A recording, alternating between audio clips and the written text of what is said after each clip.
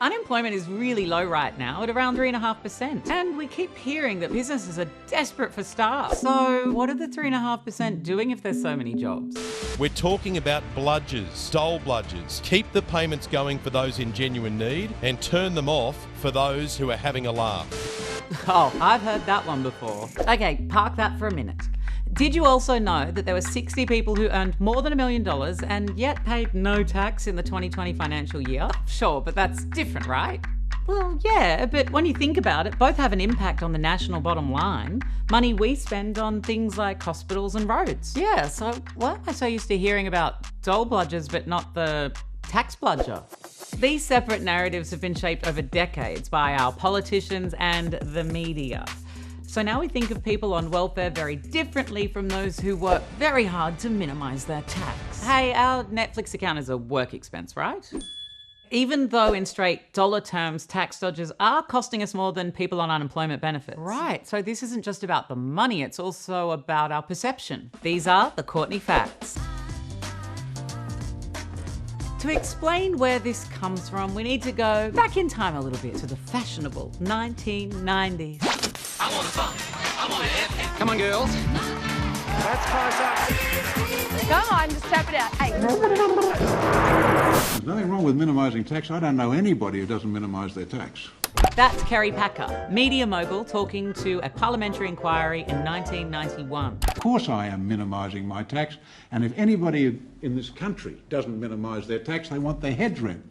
Because as a government, I can tell you're not spending it that well that we should be donating extra. This was Australia's richest man speaking quite frankly about paying as little tax as possible. Fair enough. Who wants to pay more tax? He was also in the midst of a legal battle with the Australian Tax Office, one that would ultimately last more than a decade. While the public cheered Packer on, they were far less enthusiastic about another alleged drain on public resources: young people on the dole.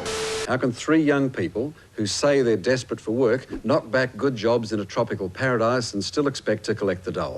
Hey, I think I remember that episode. Poverty was increasingly reframed in the 1990s as an individual character deficit. That is the result of individual behaviour and failures, rather than being connected to unfair economic or social structures. But this is a crescendo to a song that started decades before, way back to the fabulous 70s. The term bludger had been around for a long time previous to that, but existed in different contexts, not in relation to unemployment benefit recipients until that sort of turning point in 1973 and 1974. Verity Archer is a lecturer. She's been researching the history of welfare in this country. In 1973, Bert Kelly, who was a Liberal member for South Australia, actually used the term bludger in relation to unemployment benefit recipients in a column that he wrote for the Australian Financial Review.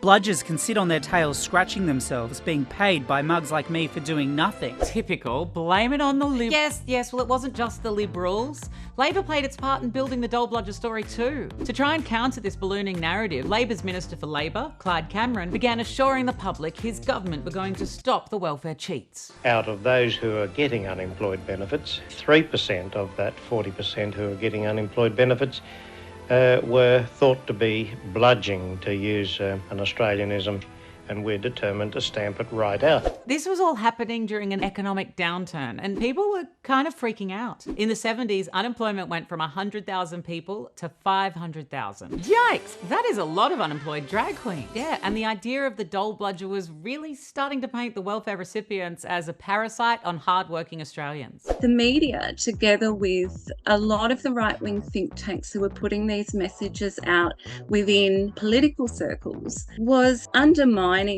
that feeling of safety in the welfare state, instead replacing it with a feeling that the welfare state was the enemy of the worker. Since then, most Aussies have become pretty familiar with the term. I actually think the discourse has maintained a fairly steady existence from the 1970s. I think when it does heighten, and you notice it a lot more, is when there's a financial crisis and people are feeling the pinch personally. Decades on the Dole bludger. Dole bludger. No more Bludgers. Welfare cheats. Australia's biggest welfare cheat. Oh, we're a nation of Dole bludgers. For decades, politicians have put a lot of time and effort into stopping welfare dependency, like the work with the Dole scheme in the 90s and more recently the cashless welfare card. Oh, and there was also the online compliance intervention. The what? Robo-debt. When the government used an automated system to raise welfare debts against 500,000 people, turns out the whole thing was inaccurate and illegal. So those living in poverty increasingly became stigmatised as a separate category of Australians. But this topic is divisive, and how you feel about welfare can differ hugely depending on your values and politics. And the fact is, Australia is a welfare state. We spend around $200 billion on social security a year, and nearly 10% of that is on unemployment support. That seems like a lot. And it's not up to me to tell you how to feel about that, but I did ask a cold-hearted economist his opinion. Even if you were a cold-hearted economist, as economists tend to be, and you were just interested in the side of the economy, then you would still be interested in a strong welfare system. And the reason for this is that study after study has shown that countries that have a more equal distribution of income grow faster than economies that have an unequal distribution of income. So even if you're not interested in the social aspects of the welfare system, there are very, very good economic reasons why we should have a strong welfare safety net. Oh yeah, we saw that safety net come into play during the pandemic. Yeah, for a brief moment, we seemed okay with both businesses and people getting government support. And there were some businesses who got given more than they needed and they got to keep it.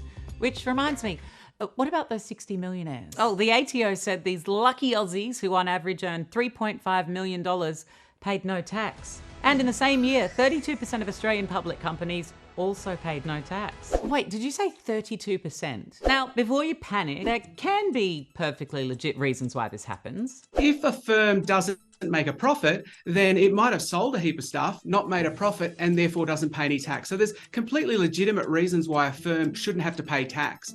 But there's also a whole lot of deductions and things that firms can do to minimise their tax. And so firms might have lots and lots of revenue, they might have made a profit, but they're still not paying tax because they've got a whole lot of these weird deductions. So at our wig company, if we sell $100 worth of wigs, but we spend $200 on hairspray, then we haven't made any profit, so we don't have to pay tax. In other words, they work the tax system hard.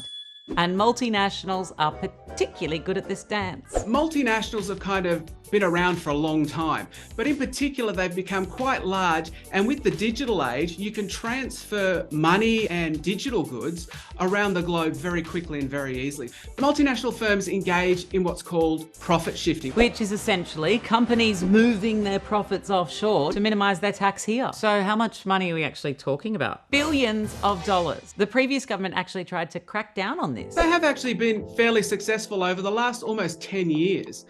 They've certainly cracked down on a lot of the main ways of avoiding tax. They've still certainly got further to go, and there's certainly multinational corporations who use marketing hubs and profit shifting and all these sort of other strategies that can still be cracked down. This all contributes to what the ATO calls the tax gap. This is the difference between the amount of tax the ATO did collect and what they would have collected if every taxpayer was fully compliant with the law.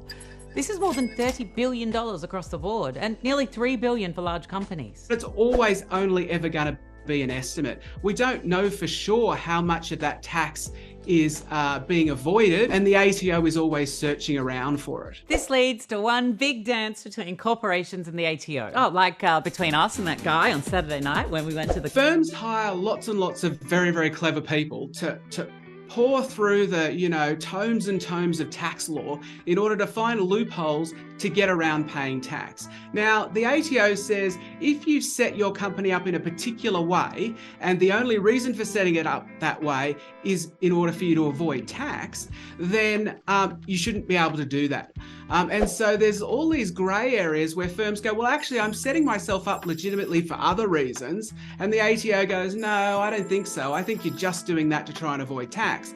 and then they have a big argument about it. And that's kind of the grey area of, well, is it evasion or is it avoidance? Which brings us back to Packer, who was accused of doing this dance really well. After a long legal battle, he actually won his case and kept the millions the ATO was trying to get from him and his company. I read the rules, said, what am I allowed to do? And that's exactly what we've done. These days, to avoid long and expensive legal fights, the government has a 50-50 payment arrangement, which means if the ATO gives a corporation a tax debt, it'll just accept 50% if you pay it and then pinky promise never to do it again. I think that's in part because corporations are powerful, whereas welfare recipients are usually, almost always, very, very poor, and they can't lawyer up. And so we tend to focus on welfare fraud to a huge extent, whereas that welfare fraud is actually very small in dollar terms. Even when the government is wrong, like with robo-debt, which was meant to claw back money but ended up costing us taxpayers a fortune, and was only resolved through the threat of a big, ugly class action lawsuit. The Dole bludger label issues politically to undermine public sympathy for disadvantaged people. In contrast, those who minimise tax or raw tax viewed as self-reliant rather than damaging the community by reducing the amount of revenue available to governments to fund badly needed health services, social security services and other services. Well, at least I'm in the clear. I'm not on the dole and I'm not a multimillionaire, so no one is angry at me. Sure. How much do you think I could claim for my dry cleaning on this episode?